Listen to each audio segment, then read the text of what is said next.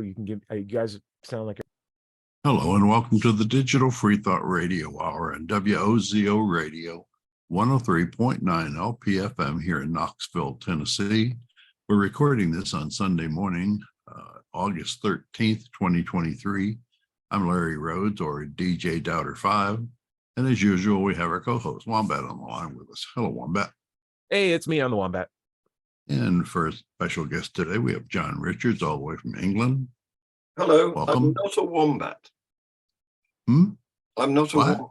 Oh, you're not a wombat. Well, we don't have them. We can't all be that lucky. We have rats and mice, but no wombat. Yeah, and hopefully wait a Dread second. Pirate Higgs will join us in a bit. I just realized that the word "not" actually has a T at the end of it. We've been doing it wrong this whole time, Larry. We've been doing it wrong this whole time. Not. That's how you pronounce it. Now Yes. I know. Now I know. Yes. Okay. Not a wombat versus I'm not a wombat. No. It's like, oh. Get some consonants. Yeah. Well, it depends on where you are in England or even northern New York. You'll just drop those T's altogether. Yeah, I mean, there's a bunch of water bottles behind you. That's like, and of course, in France, it's actually against the law to pronounce any of the last 6 letters of a word. Oh, okay. Well, that explains a lot. Now I understand. Anyway, Digital Free Thought Radio Hour is a talk radio show about atheism, rational thought, free thought, humanism, and the sciences. And conversely, we'll also talk about religion, religious faith, Pastafarianism, gods, holy books, and superstition. And if you get the feeling you're the only non-believer in your town, well, you're just not. Even here in Knoxville, in the middle of the Bible Belt, we have a group of over 1,000 of us. We're the Atheist Society of Knoxville, or ASK, and we'll tell you more about us after the mid-show break, so be sure to stick around. Wombat, what's our topic today? What's your end goal, atheists? What do you really want? But we're going to get into that. I want to do a quick little catch up, starting with our own John Richards. John Richards, how you been? I hadn't seen you in the last week due to a disc golfing venture with some friends. How you been since then? Yeah, we all missed you last week. Aw, that's sweet. We took the opportunity to put our feet up and have some time off. Nice. What was your particular feet up relaxation highlight? Well, normally it would be a bit of cricket, maybe, and possibly only as a spectator, you understand. Okay. I was about to ask. How did by the way, you said Australia was playing, and did they do well or not? Did your bets work? It was a fantastic series. You know, it was the test series, which is fought for an urn that is literally that big. You know, in all the other competitions, they have an enormous trophy that you can barely lift. Sure. Well, this is the size of an egg cup. Okay. But it's regarded, it's not what it is, it's what it represents that matters. And two wildly blistering things that I'm taking for granted in this conversation is the word urn for, I guess, trophy. Is it the same thing? No, is it urn? Not specifically. Can you help me out? Are you familiar with that term? When I hear urn, I think of cremation and remains. Same. Oh, so it's a lot like that. So they get cremated remains of somebody, and then an egg cup, the size of an egg cup. You should know what the size of an egg cup is. I was like, oh yeah, egg cups. Of course, I see them every day. You know, I'm all about my egg cups. But before I hold an egg, I'm like, where's my cup? I can't hold this with my bare hands. All right, go ahead. Where's my ketchup? Well, it's a container that's on it's got a base, a stem, and then a bowl, which is so it's a tiny little guy. Well, I'm defining an urn. Like it's like a goblet, though, right? It's like okay, very similar to a goblet, yeah. But this one is a little tiny. It's made of clay, I believe, baked clay, and really? The thing about it is that it contains some ashes, so it is very much like a cremation urn in miniature. But the ashes are said to be of the bales. Those are the little pieces of wood on top of the stumps that you mustn't disturb, otherwise you will lose your opportunity to bat. So those it's those little horizontal pieces exactly on top of the vertical. That's right. Yeah. Okay. You got it. And what happened, I don't know, 100 years ago, was, for the first time ever, Australia, which, had only recently been populated by convicts, which we I like the little giggle. Go ahead. which, There are other people in Australia before you guys dropped to yes, convicts, yes, right? Okay, yes. yeah. We There's a little bit of history that they don't teach as much, but yeah, continue. Yeah, bit like America in that respect. Yeah. But we deported the people that we disapproved of to Australia, and after a few generations, they'd grown enough to have actually generated a cricket team, and Okay. they had the effrontery to try and play us. And of course, season after season, we beat them until one day, one year, I should say, Australia actually beat the English team. And back home here, it was just the headline was "Cricket has died." Wow. So the bales, the little horizontal pieces of wood on top of the vertical stumps, they were burned, and the ashes were put in this urn to signify the death of English cricket. And every 4 years now, we compete to win. What hubris. We compete. And if you don't win, it's dead. Exactly. Yeah. So every 4 years now, we compete against Australia to win these very prized ashes. Okay. Okay. It's in the clay. It's not like a cup of clay. No, it's they're crumbled up and they're inside the little urn with a lid on it. Yeah. Got it. You're trying to get back all the ashes to resurrect cricket in some sort of like religious fashion. You'll damn it, we want to win back our ashes.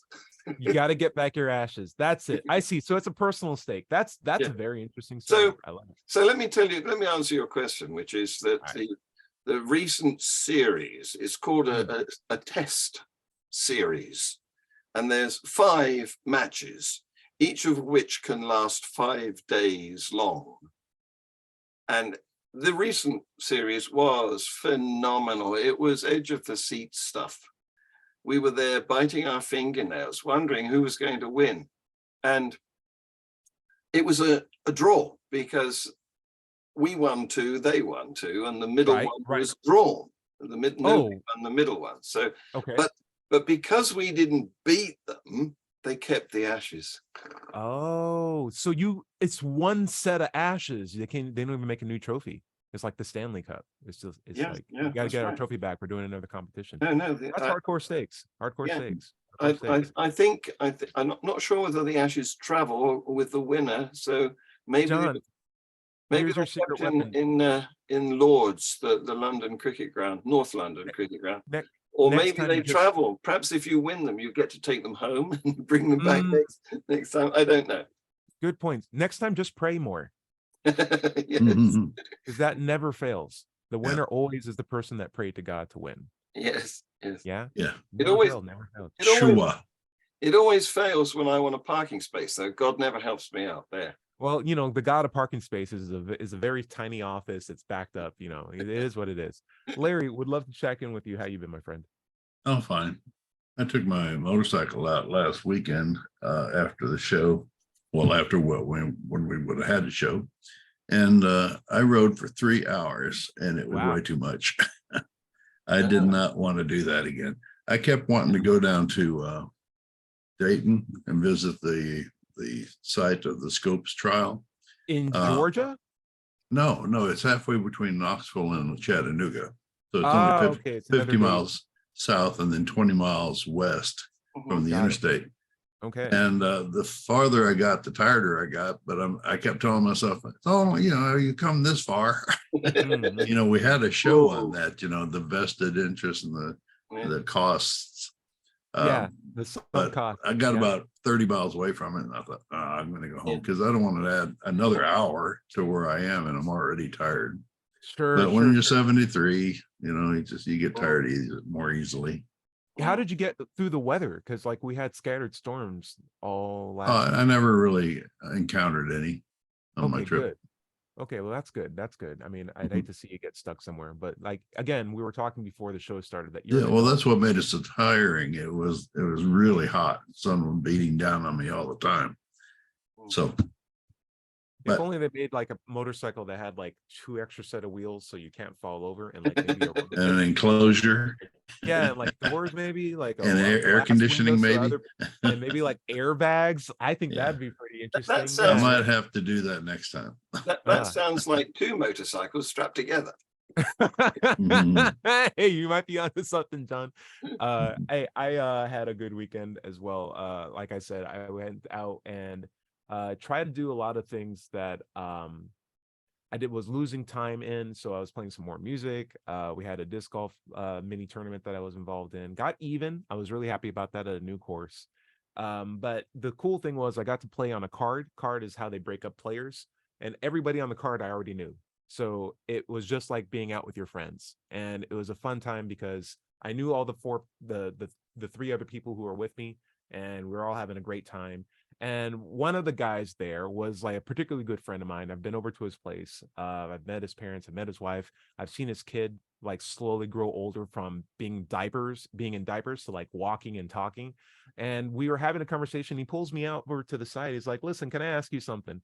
And I said, "Yeah, absolutely." He's like, "Okay, I don't want you to take this personally, but you're an atheist, right?" He's like, "Yeah, of course I'm an atheist. Like I'm very open about that, right, with my friends."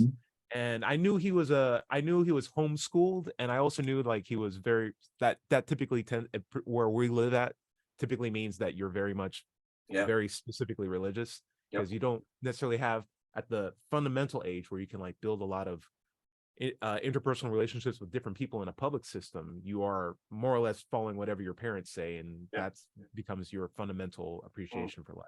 And so he said, "Well, listen, I'm a Christian." None of surprise me, but like, what do you mean when you say you're an atheist? Because I know there's like different definitions of it. I just want to know where you're coming from at it. And so I explained the whole thing. And for me, I can break down a couple of sentences. And he's like, "Okay, that's cool. Because I would rather have my daughter be around you as like an atheist. I think that's a good exposure for her.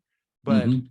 I would, compared to what she might get from like YouTube or online, or what those people on the news are doing and stuff like that. Like I'm good she has you as an example. But here's my thing. Here's my bottom line. I'm a Christian. This is my fundamental morals. Mm. I really I think you're a good person. And I just want to let you know that like I love you, and I won't celebrate what you're about. I won't celebrate atheism. I'm not going to go to your parades. I'm not going to celebrate if it's a federal holiday. I'm not about that." And I'm like, Wait, we have parades? yeah. I'm not going to your conventions. If you please don't be too atheist around my daughter or anything like that until I give her a chance to Yeah. explain like Well, you're about. But like I think you're a good example either way. But like give me time to explain.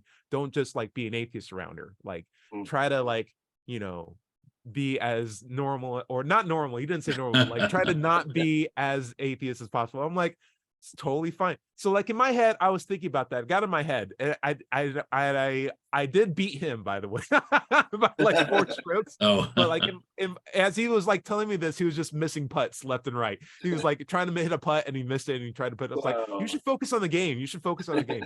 But the main thing I was gonna say was like, The what Christian did he would have mean let by him that win. agenda? I just told him flat out, God loves me more. But the idea that he said, "Listen, I don't want to go to your conventions. I don't want to celebrate your holidays. I don't want to go to your parades. I don't want to celebrate you."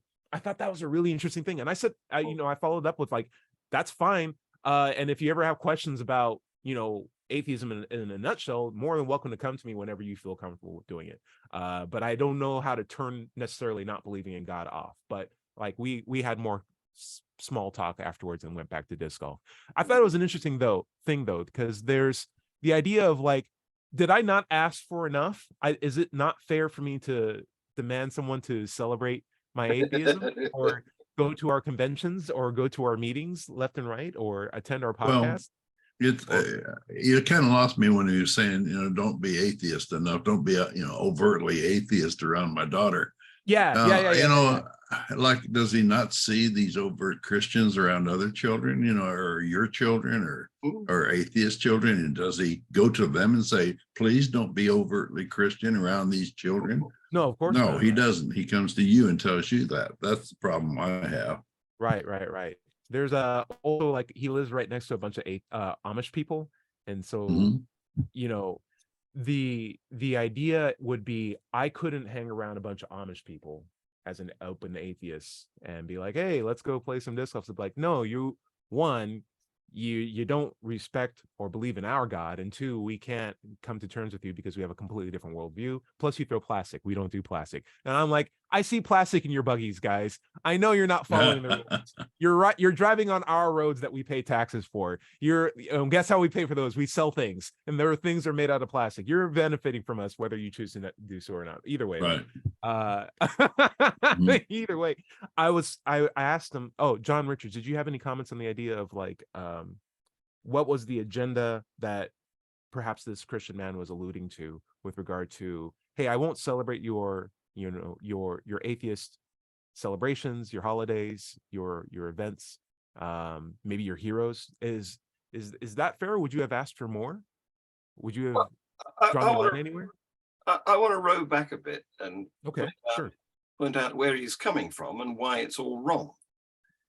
And why it's all wrong? Okay. And it's because atheism ends with ism. So he thinks that it's an ideology. He thinks it's a belief system. He thinks there are values and principles like he has for his ism, which is Christianity. Eanity is another ending like ism. It's applied to belief systems. And so what he doesn't understand is he's expecting us to be like him and have a belief system, whereas atheism is not a belief system. That's exactly what it is. It's, I don't believe what you're telling me. That's all it is. And so it's not so well said. Yeah. So I wanted to say that first of all, but then the reason that he came up with this "don't be atheistic around my daughter" is because he thinks that we've got attitudes similar to his of tribalism, belonging to our tribe, and demonizing him because he's not in our. We don't do that. He can believe what he likes. Whatever. If he wants to believe in the Easter Bunny, that's fine. Right. What we don't want is for him to impose his beliefs on us. Right. Or society in a systemic or administrative level. Like, if you want to believe in heaven, that's fine. You can believe in heaven, but don't, cut health insurance because you think having a heart attack is a good thing. And you don't want to have medication or good quality healthcare for people because paradise is right behind the corner. So what we will strive for is a good quality of life here with what we can intend with the current tests that we have to assess objective reality. And if you have a more supernatural understanding of how the world works, that's fine, but don't let it impact the same objective reality that we're all sharing. Absolutely. This is not a rehearsal. This is the only life we're going to get. So let's do the best we can while we're here. Do you know, I want to plug my Global Atheist News because in this week's edition, I've got a clip from some New Zealand Jehovah's Witnesses. Ooh, interesting. Okay. Now, you know the Jehovah's Witnesses are one of the most extreme fundamentalist cults that they're in Christianity. That's my mom you're talking about, but I'm sorry. Sorry, Ty's mom. No, it's fine. Jeez, now you're making it so much harder for her to watch the show that I keep talking about. Some of the times when I'm on the show, it's like, you're not talking about me, are you? It's like, no, we're talking about atheism, religious beliefs, spiritualism, Luciferianism, sciences. Let me tell you about these two people in go for it. Clip in New Zealand. Sure. Young people, they're cousins actually. I think the bloke is 21 and she's about 7 years older, but they've escaped from Jehovah's Witness. And of course, the outcome of that is you get shunned. Right. Yeah. Mm-hmm. So she tells how she had to suddenly find her feet as a separate, independent individual without the support of a family and friends and colleagues. She was suddenly all on her own, and it's a big challenge to have to do that.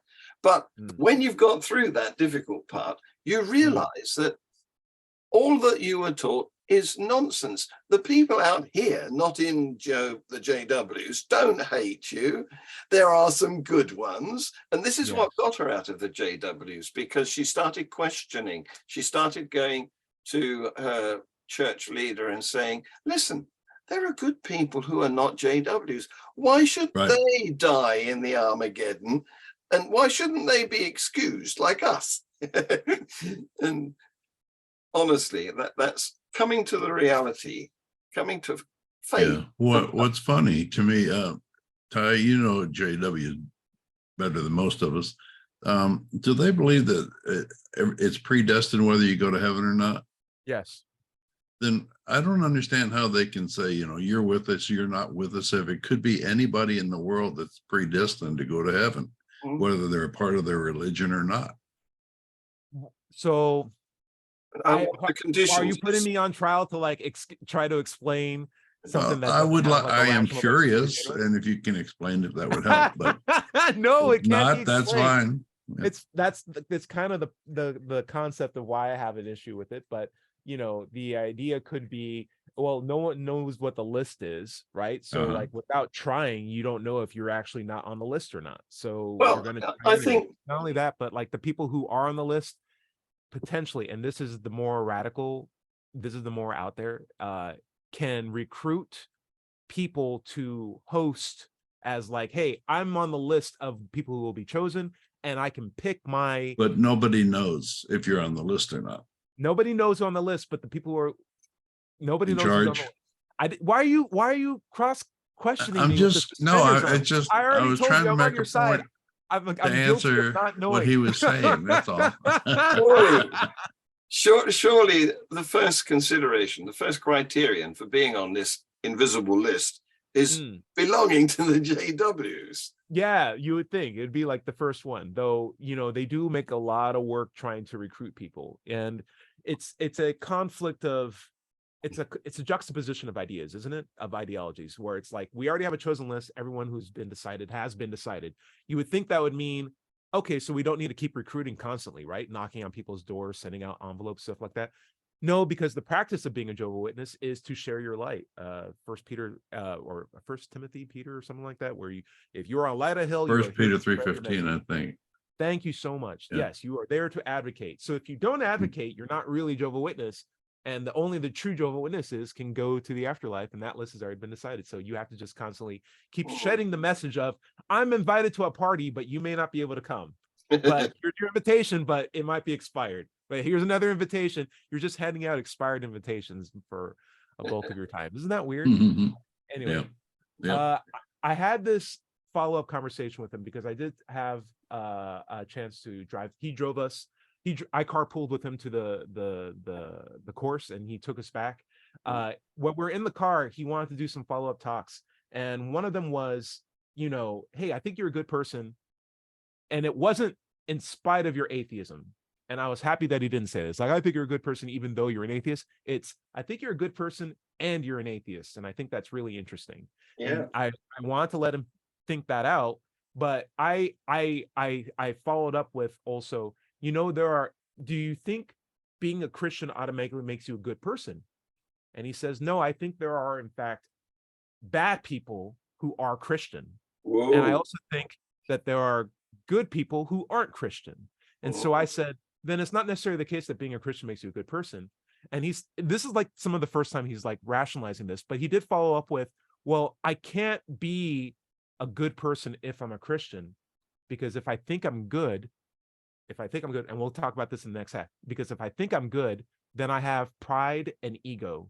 and that is the root of all evil. So I can't be a good person. And I'm like, no, you are a good person. Larry, what do you think? No, we've done whole shows on this before. It has nothing to do with whether you're a good person or not to get to heaven. Thank you. Yeah. But you have to believe, you have to accept Jesus, and that's it. That's you can be any kind of person you want to be, but as long as and a lot of Christians seem to take that at face value and just act any way they want to, and say it's God's will, and don't care. But as long as they believe, they accept Jesus as their you can their get savior. in with being a terrible person as long as you accept Jesus, and that's basically at the last minute. Right. At the last minute, you don't have to accept him earlier. You're going to accept him on your deathbed. Yeah, exactly. So, but I'm more interested in the good people, honestly. Why is that not as popular? I like good people. I like hanging around good people. I said that. It's like, I also said this too. There are Christians who would not be friends with an atheist. Yeah. And you are a person who's good enough to see past someone's like lack of religion or color of their skin or even sexuality. Like, regardless, you like are a really cool guy. He's like, yeah, I like to see people and see them pass. It's like, okay, that's cool. But the people who don't do that and who are Christian can cite in their Bible why they don't get along with the other people. And he's like, well, that's a problem because it's how they're interpreting the gospel. It's like, it's a literal interpretation. It's like black and white. Yeah, but there's a relationship that I have in my heart, and like I'm aware of the wiggle room he was giving himself. My main takeaway is I'm glad you're the kind of Christian that could set an example for other Christians of how to interact with people and to how to ask good questions. I want there to be more Christians like you. And I don't have a problem with you being a Christian, but I want more Christians to take an opportunity to ask these kinds of questions. Like, Christians and atheists alike. It's like, everybody should be asking questions and getting along with people. What do you think, Larry? Yeah, when I sit out in public, with an Ask an Atheist sign, I like to have several reasons printed up that I can answer the question, why are you doing this? Because they always ask me that. Why are you sitting out here trying to press non-beliefs on everybody? Well, first of all, I'm not trying to press it. I'm here as a resource and fee in case people want to come up and talk to me and ask me questions. I'm not out there knocking on doors or giving away literature to people on the street. But one of the reasons I'm out there, I've forgotten my rant. I forgot. Well, while you're thinking what you want to say, I think what we are trying to do is clear our names of all the doo-doo that has been attached to it. I mean, we wouldn't have to have Ask an Atheist if they hadn't got this jaundiced view. Right. That helped me. That helped me remember what I was going to say. About what atheists are like. It says, because the people who are representing what we are and who we are generally the religious leaders of the church or whatever that are telling the people in the pews, atheists are bad people. How can you possibly be good if you don't believe in Jesus? That type of thing. And that's one of my main reasons. And I usually thank them for coming and talking to me and trying to get an answer directly from an atheist, which is a point you were making earlier, Ty. Thank you. Stop demonizing us. For heaven's sake, just stop demonizing. Exactly. Maybe that's what we want as our end game. We'll go into this more in the second half, but like the idea of maybe the only thing we want is to stop being demonized and chastised, and we'll accept your tolerance. Maybe you guys in the second half can tell me where all these parades and events and conventions are happening, because I do know there's some of them. I spoke at a couple of them. But as far as celebrations, we'll go into it in the second half of the show. Larry, why don't you take us out? Okay. This is the Digital Free Thought Radio Hour on WOZO Radio, 103.9 LPFM here in Knoxville, Tennessee. We'll be right back after this short break. Welcome back to the second half of the Digital Free Thought Radio Hour. I'm Daughter 5, and we're on WOZO Radio, 103.9 LPFM here in Knoxville, Tennessee. Let's just take a moment to talk about the Atheist Society of Knoxville. ASK was founded in 2002. We're in our 21st year now, have over 1,000 members. We have weekly in-person meetings if you'd like to come down and talk to us every Tuesday evening in Knoxville, Soul City at Barley's Tap Room and Pizzeria. Look for us inside at the high top tables, or if it's pretty weather, outside on the deck. You can find us online on Facebook, meetup.com, or at our website, knoxvilleatheist.org. Or you can Google Knoxville Atheists, just that simple.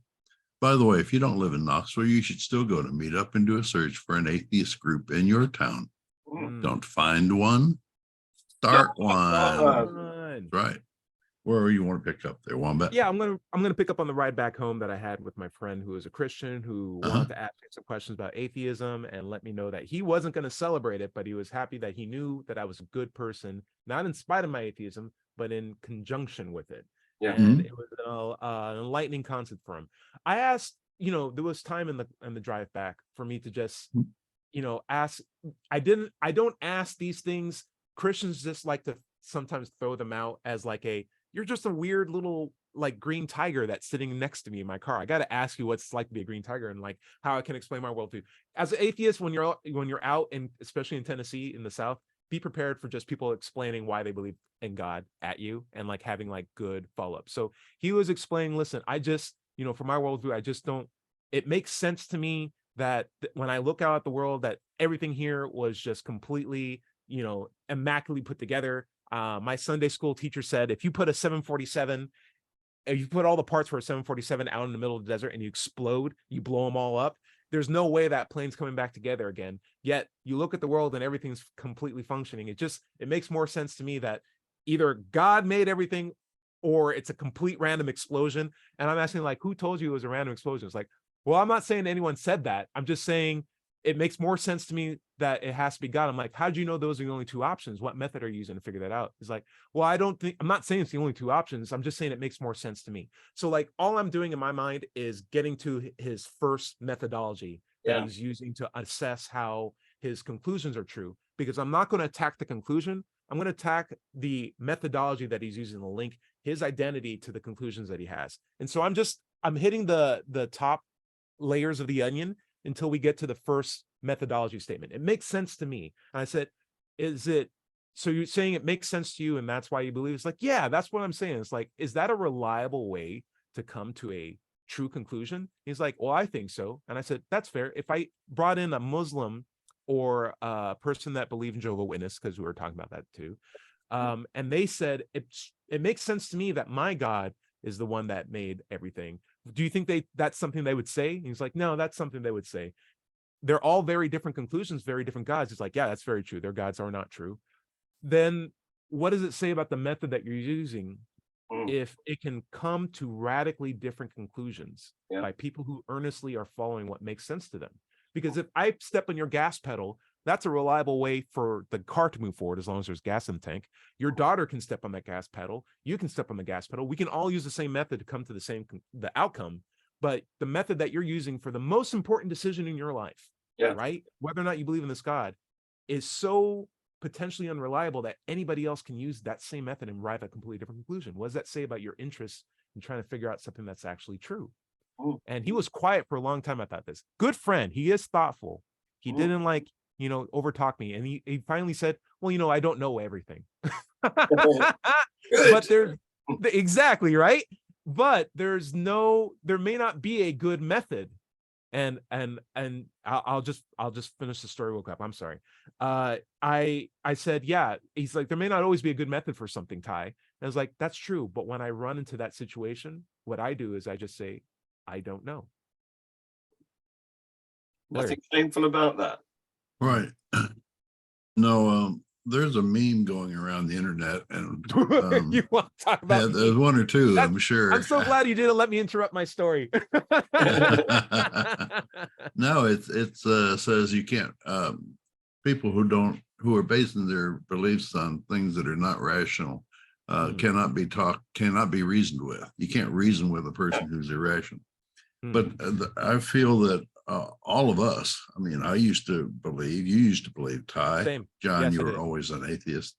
But I mean, it happens every day that people get argued out of irrational beliefs. And we need to fight against that concept if we can. Right. people do get argued out of their beliefs all the time. Yeah.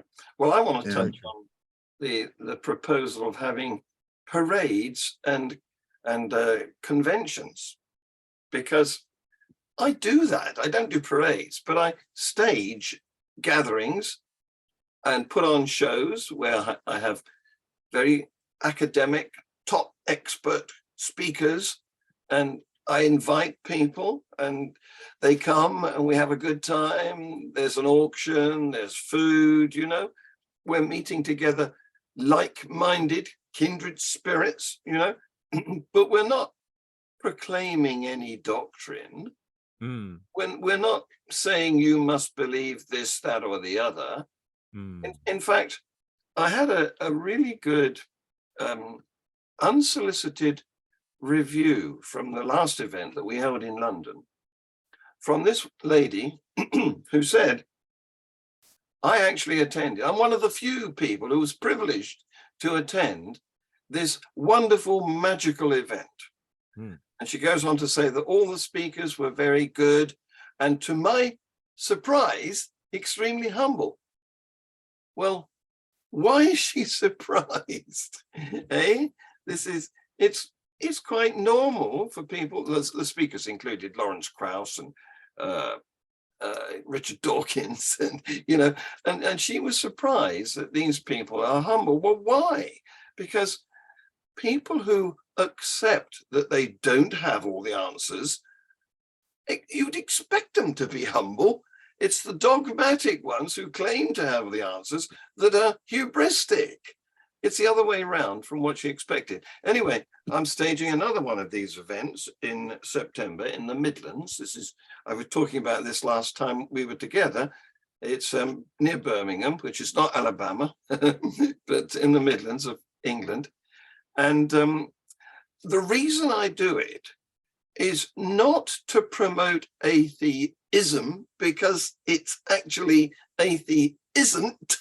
And what I do is I try to overcome the ignorance. Don't coin a new term that I think Christians are going to take that one day and make a website out of it. It's like, where are the atheisms? And... Go on, I'm sorry. So what I'm trying to do is dispel the ignorance that makes people come to the decision, like your carpool friend did, that it makes sense to me. Because it shouldn't make sense to you specifically. It should be out there for everyone to see and come to a conclusion about.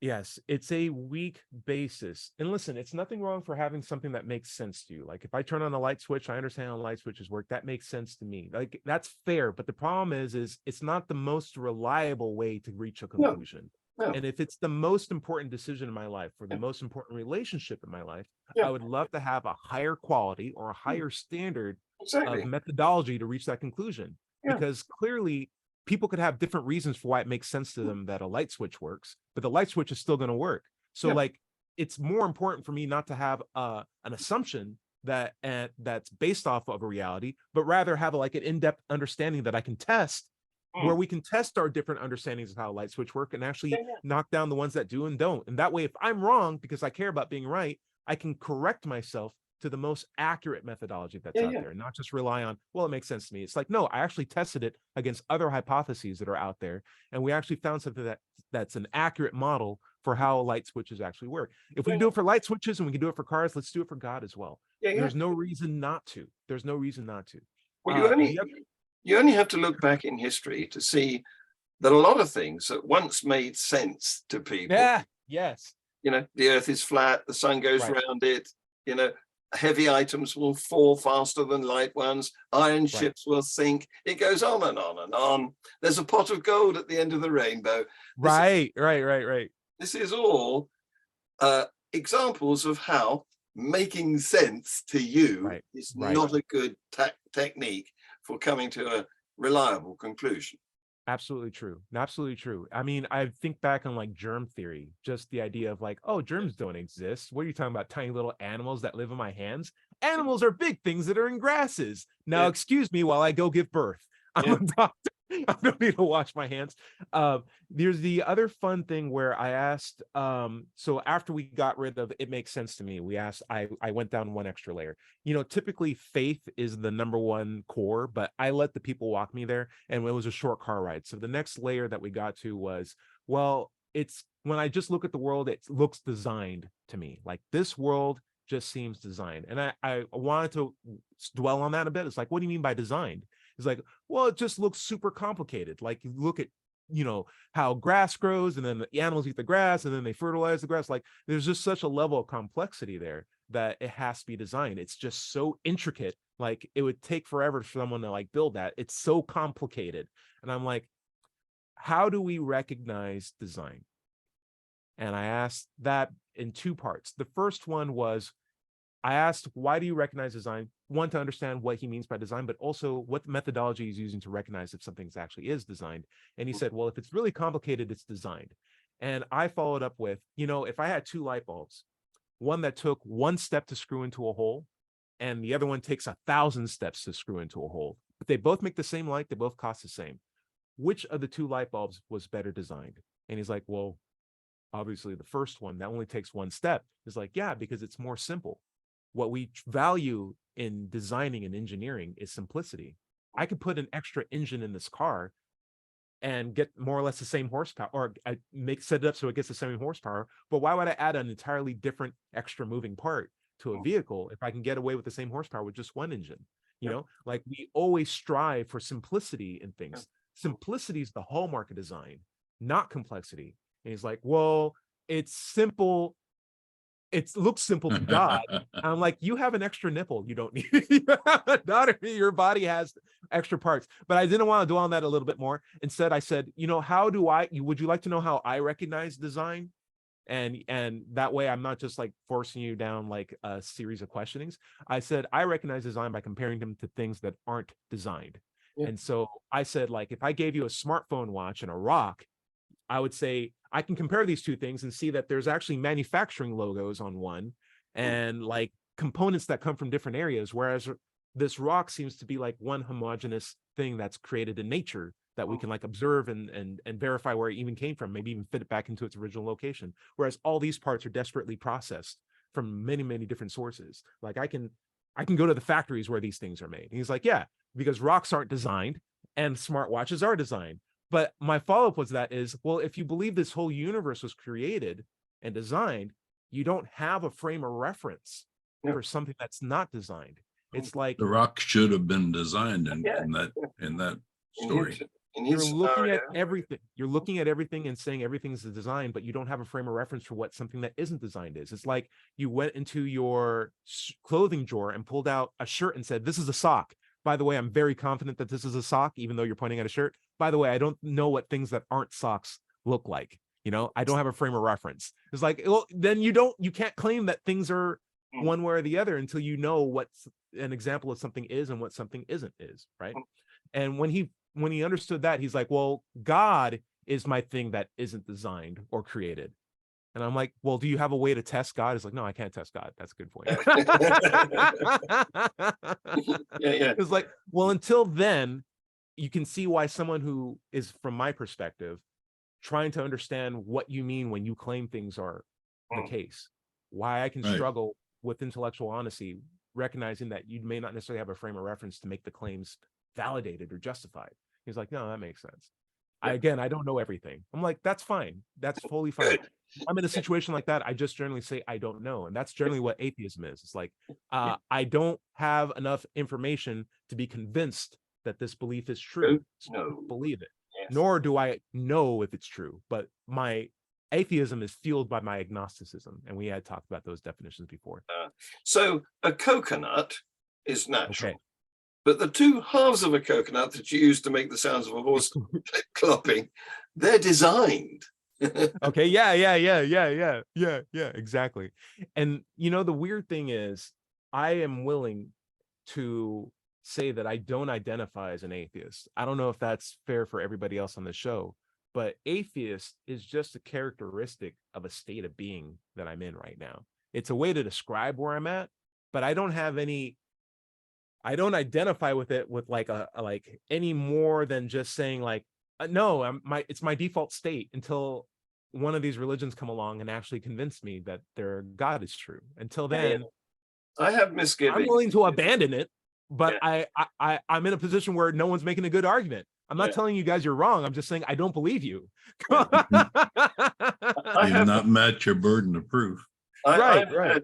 I've had misgivings for many years about the word atheist, because of course being demonized means that we have even less respect in the community than estate agents, for example.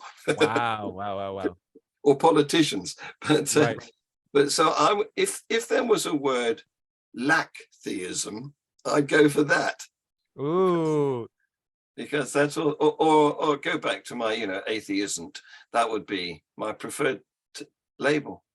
Yeah, it's a shame because like a lot of the terms that I follow now that best describe me all deal with not doing something that's very popular by other people, right?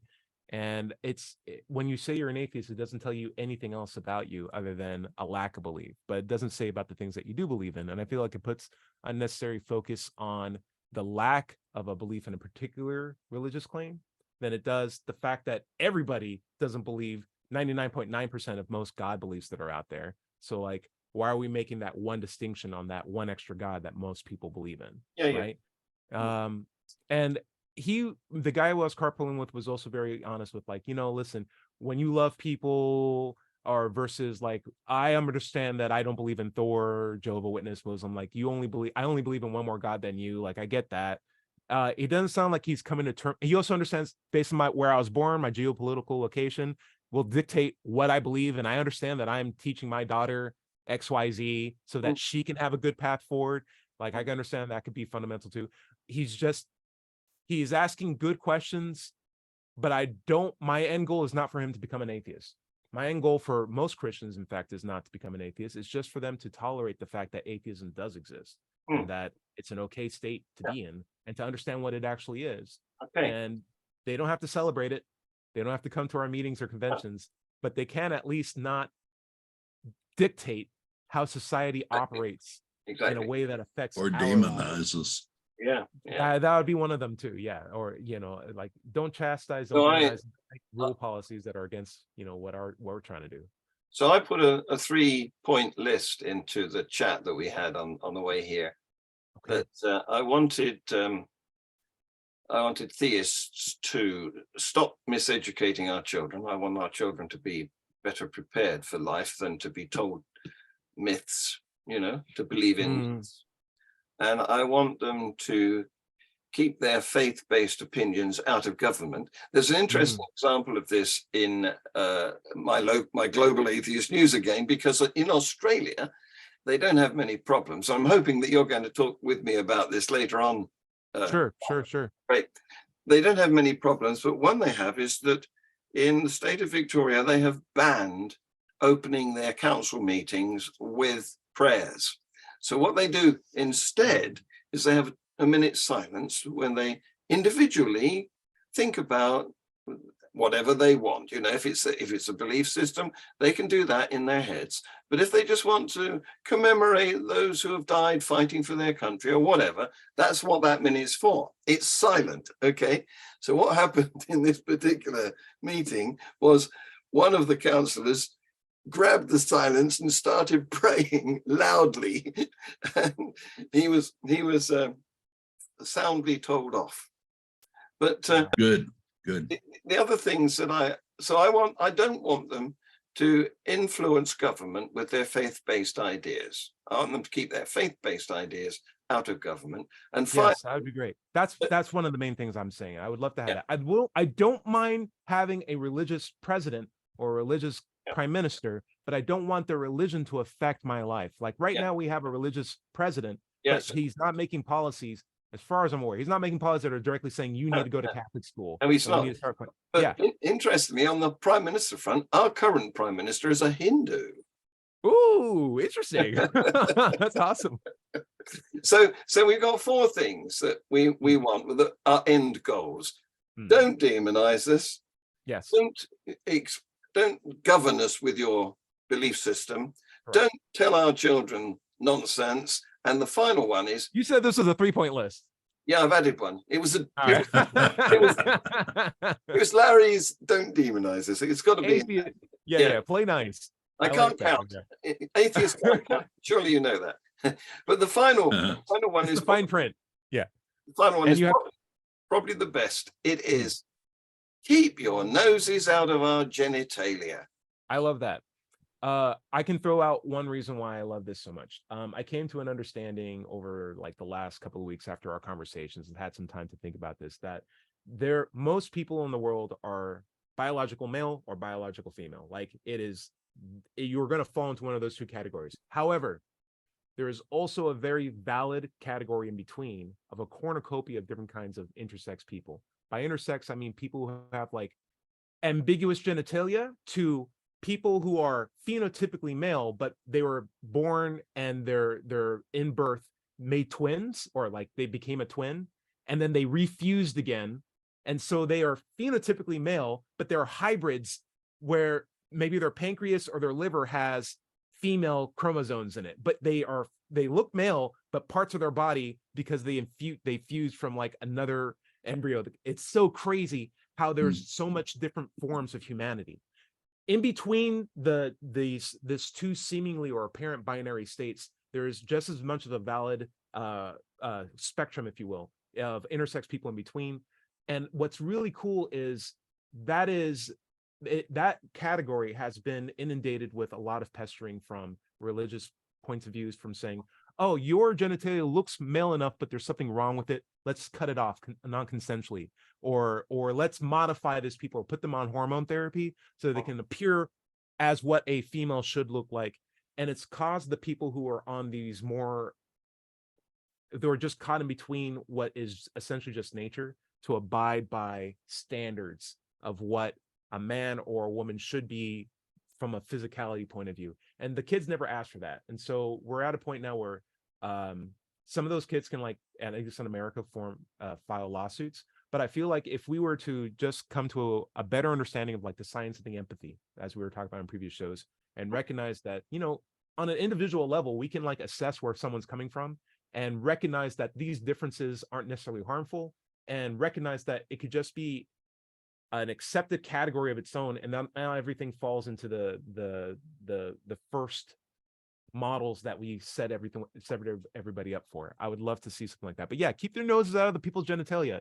It's okay if someone has like an extra finger. Like, don't amputate that off. It's okay. It's not going to be a big deal. It's okay if someone has like I don't know, like a thick eyebrow, a baby with thick eyebrows. Like, no, she's female, she needs to have her eyebrows shaved off. Let's start surgery to like reshape the structure of her forehead. There's some really crazy stories that are out there, but largely involving genitalia. And I'd just be more accepting if we had less of a puritanical point of view on these things and just let people be who they are. What do you think, John Richards? I'm bursting again. Talk to me. So you mentioned the six finger syndrome. Do you know where that is most common? Is it a place in? Yes, go ahead. It's in the Mennonites, because they marry their cousins. They're not allowed to outbreed. So yeah, it's typically small pockets of people who don't go out and marry more people and bring more people into their genetic. They get more and more fingers. The other thing you mentioned is chimeras, where one twin has absorbed a few cells of the other and is actually partly one person and partly another person, but made in the shape of one person. And the incidence of that, there's only ever been 100 confirmed cases in humans. So, in my opinion, the lengths that it takes to confirm a case doesn't necessarily represent the total number of potential cases that could be out there. Of course. In my opinion, that's still 100 value. That's still 100 people of value, and it's still part of, in my mind, a continuum of a variety of different kinds of stories of people who are caught in between. And I wouldn't say those chimeras should go through surgery to remove the body parts that don't have the proper chromosomal patterns and be replaced with something that's more apparent or proper for their sexual basis. It's like it's fine. If you're intersex, that's totally cool. I'd say let that just be. It's a part of what a beautiful understanding of humanity is, and recognize that that's a natural part of nature.